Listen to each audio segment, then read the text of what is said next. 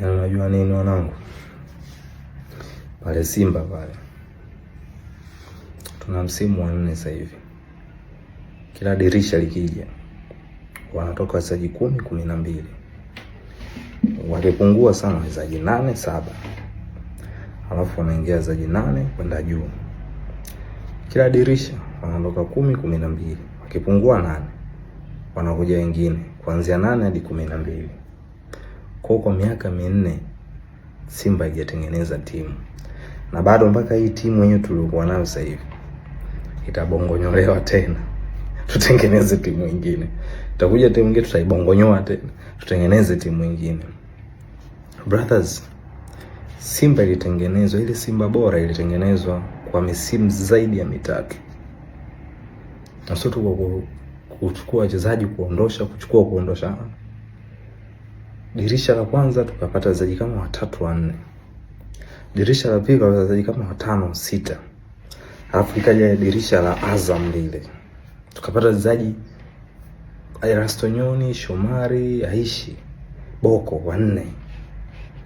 Alafu madirisha ya kimataifa yenyewe tulikuwa tunaenda dirisha tunapata wachezaji 2-3 hivyo mpaka tunapata timu.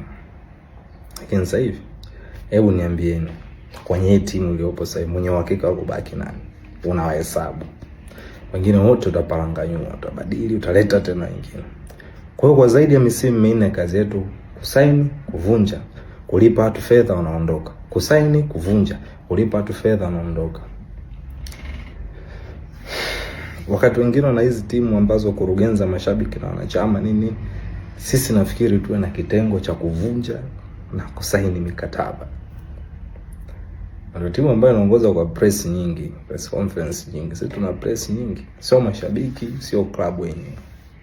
Kwa nafikiri tuna kitu cha kufanya ndani ya ile club. Otherwise tutateseka. Mpaka sasa hivi tutengeneze timu. Labda tuanze msimu huu ndo tuanze kutengeneza timu. Na tutengenezaje timu? Maana tutakuwa na wachezaji waandamizi ambao wakukupa misimu 3-4 mbele. Kama walivyokuja wakatupa misimu 4. Na Simba bora inatakiwa ianze kwanza na local players wawe bora. Lazima upate best local players. Ukishawapata hao ndo basi unaanza kuitengeneza timu. Sababu wachezaji wazao ndo ambao wahimilivu na wanacheza katika kiwanja chochote. Hao wazao bora kuna wangapi kwenye timu? Hao wa kimataifa wenyewe bora wazao. Bora tungecheza hata mashabiki wenyewe. Kwa timu bado. Msimu tutengeneze tena timu. Taratibu. Alafu sioni sababu ya wakala mmoja. Wakala huyo anapeka wachezaji upande B. Wakala huyo unachukua wachezaji wake. There is no point kwamba unajua biashara mpira it's a very tricky business.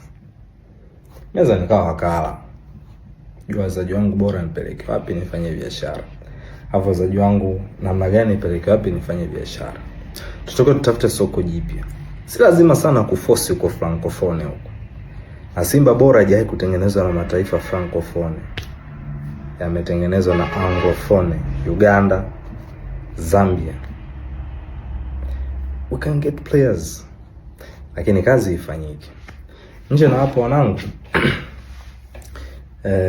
Mnajua klabu haisajili wanachama hapa. Kwa mawazo ni yale yale. Kwa zaidi ya miaka 20. Mawazo ni yale yale. Zaidi ya miaka 20 mawazo ni yale yale.